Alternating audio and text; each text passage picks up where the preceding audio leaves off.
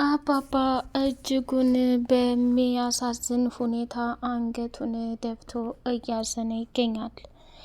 የትሁትን አባት ከሚባለው በላይ እጅጉን አመረረና የትሁት አባት ይህንን በመናገሬ በጣም ይቅርታ፣ ግን እየተፈጠረ ያለው ነገርና እውነታውን መናገር እፈልጋለሁ። እንዴ ምንስ ነገር ቢፈጠር እንዴት ነው ነገሩ? በየትስ ቢሆን በየትስ እያንዳንዱ የተፈጠረውን ነገር በሙሉ ዋጋና መስዋዕትነት ከፍላ ከሚባለው በላይ እንግዲህ ብዙ ነገር ላደረገችው ትሁት ምላሿ ይሄ ነው እንዴ ስትል ተናገረች። እሱም በጣም ደነገጠና ይቅርታ ለተፈጠረው ነገር በሙሉ ይቅርታ እያለ መናገር ጀመረ። እኔ ይቅርታ ምንም ነገር አልፈልግም።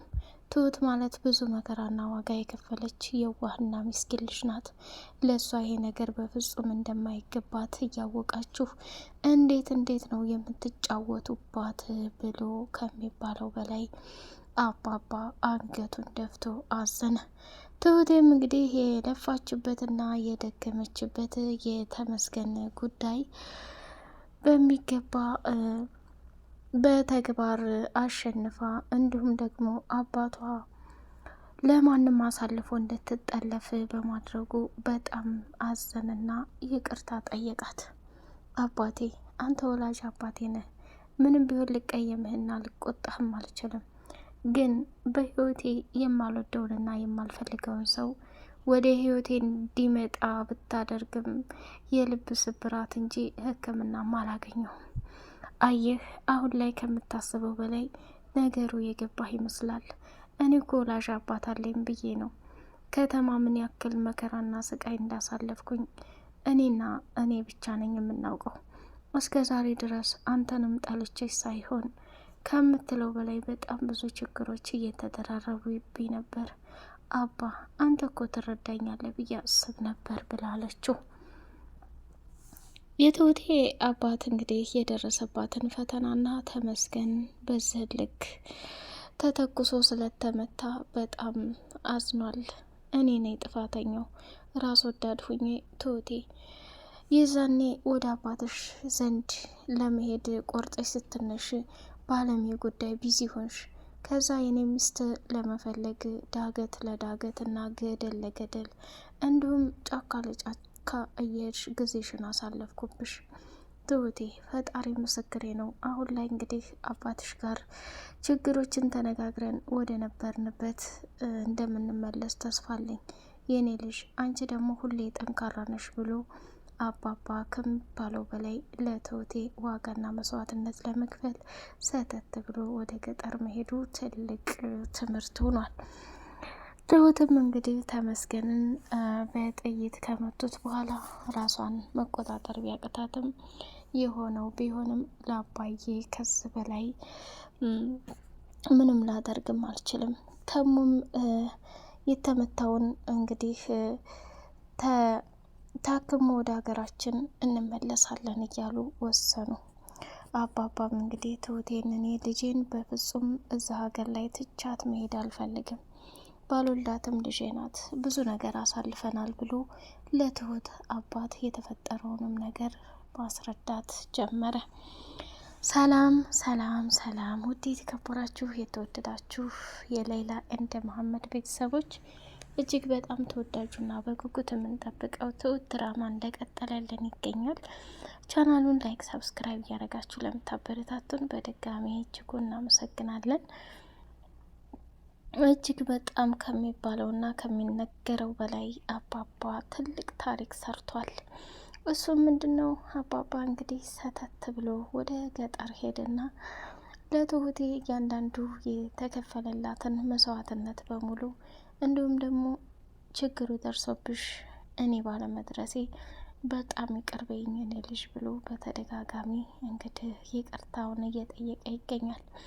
እሷም ከሚባለው በላይ አባዬ እኔ ባንተ መቼም አልጨነቅም፣ ሳትወልደኝ እንደ አባት ፍቅር አሳየኝ፣ ሳትወልደኝ ብዙ ነገር አረክልኝ፣ አሁን ላይ እንዴት ልጨነቅ እናንተን ልቀየም እችላለሁ? ምንም ቢፈጠር ምንም አንተ አባቴ ነህ ብላለችው። ትሁቴ ይህ ሁሉ ጊዜ አንቺ ታግተሽ እየተሳቃይሽ፣ እኔ ግን ከሞቀ ጎጆዬ ቁጭ ብዬ ሳላድንሽ እና ሳልደርስልሽ መቅረቴ ለእኔ ትልቅ ህመምና ስብራት ነው ብሎ አላት። አራት አስብ አባዬ፣ ምንም ቢሆን አንተ አባቴ ነህ። የተፈጠረውን ነገር በሙሉ አብረን ማለፍ ያለብን ሰዎች ነን፣ እረዳለሁ ብላ አባባንም በሚገባ ተረዳችው ማለት ነው። ትሁት አንበሳዋ ተመስገን እንግዲህ የትሁትን አባት በተደጋጋሚ ችግር እንዲፈጠር አልፈልግም፣ እባክህ ሰውዬ እኔ ላከብርና ልወድ ይችላለሁ። ሆኖም ግን ከምትለውና ከምታስበው በላይ እድሜ ልኬን ዋጋና መስዋዕትነት የሚደረግ ነገር ማድረግ የለብንም። ለምን ቢባል ከተፈጠረው በላይና ከሆነው በላይ ችግር ፈጣሪዎች ባትሆኑ ትልቅ ነገር ነው። ምክንያቱም እያንዳንዱ የተፈጠረውና እያንዳንዱ የሆነው ነገር ዛሬ ላይ ከምታስቡት በላይ ከባድና አደገኛ ፈተናን እንትን እያላችሁ ነው። ስለዚህ እኔ በእያንዳንዱ በምታልፈው ነገር ለትሁቴ ራሴን ዋጋና መስዋዕትነት እንድከፍል እያደረጋችሁ ነው። ትሁቴ ምንም ቢፈጠር ምንም ዛሬም ነገም የኔ ናት ብሎ ነው ተመስገን የተናገረው ማለት ነው።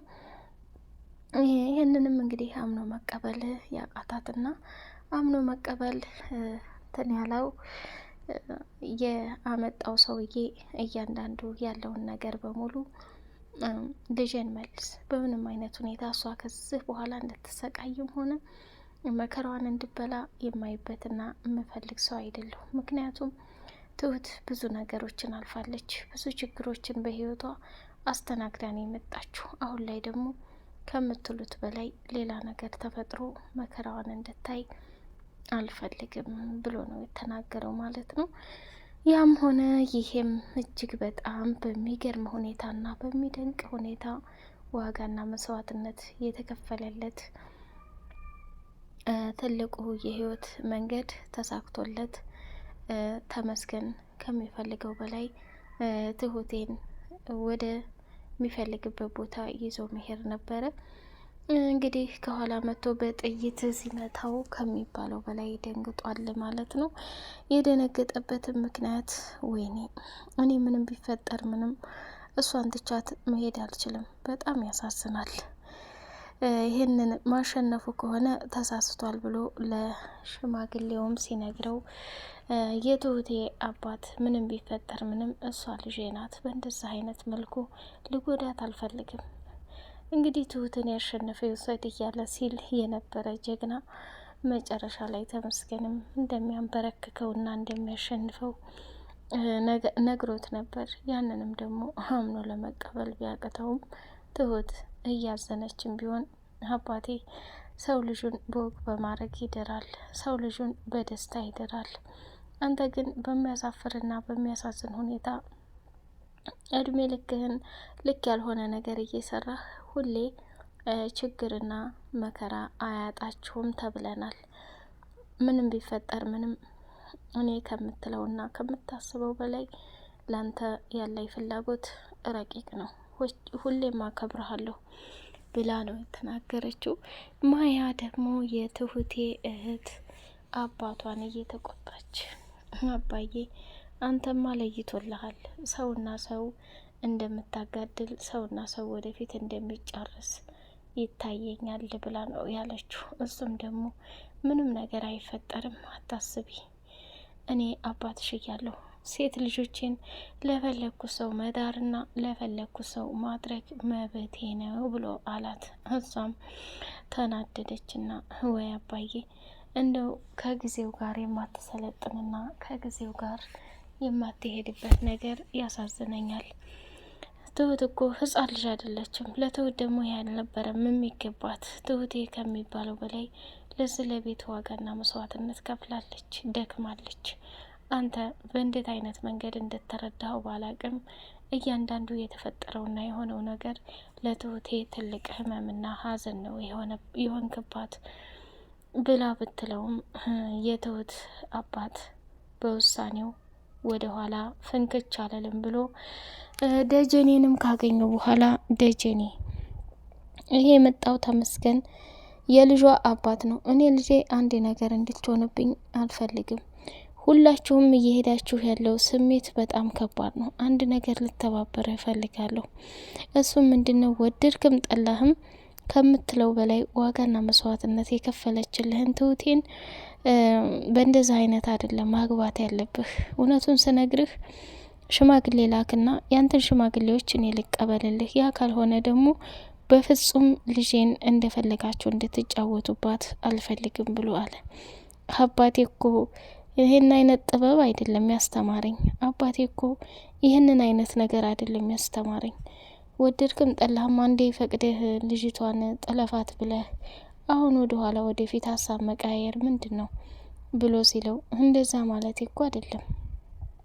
ስለዚህ እያንዳንዱ ለተፈጠረውና ለሆነው ነገር በሙሉ ከሚባለው በላይ ዋጋና መስዋዕትነት ብከፍልም ለመወዳት ልጅ ነው። ስለዚህ ማንም ይንጣ ምንም እሱንም ቢሆን አልፈራውም። እንግዲያውስ ፊት ለፊት ሁላችሁም እዛው ይዋጣላችሁ። ልጄ ግን አንድ ነገር ብትሆን አናትህ ነው በጥይት የምለው ብሎ ተናገረና ለደጀኔ አባትም ፊት ለፊት ደወለና እንግዲህ ልጄን ምንም ነገር እንድትሆን አልፈልግም። በቃ እኔ ካልፈለግኩኝ አልፈለግኩም ነው።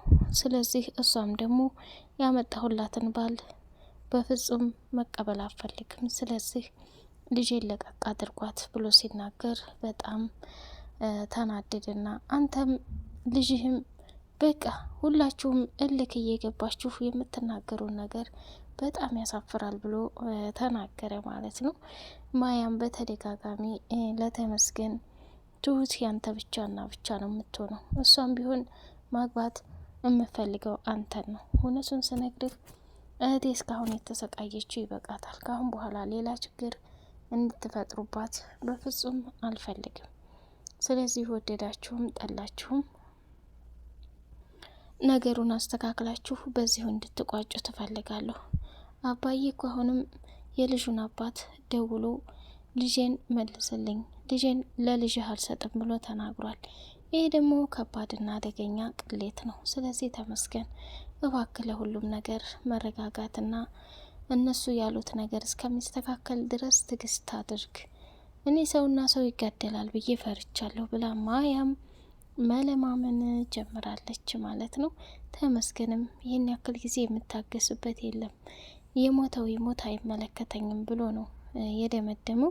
በቀጣይ ፓርት እስከምንገናኝ ቻናሉን ላይክ፣ ሰብስክራይብ እያደረጋችሁ ለምታበረታቱኝ ውድ ቤተሰቦቻችን እናመሰግናለን። ሰላማችሁ ይብዛለን።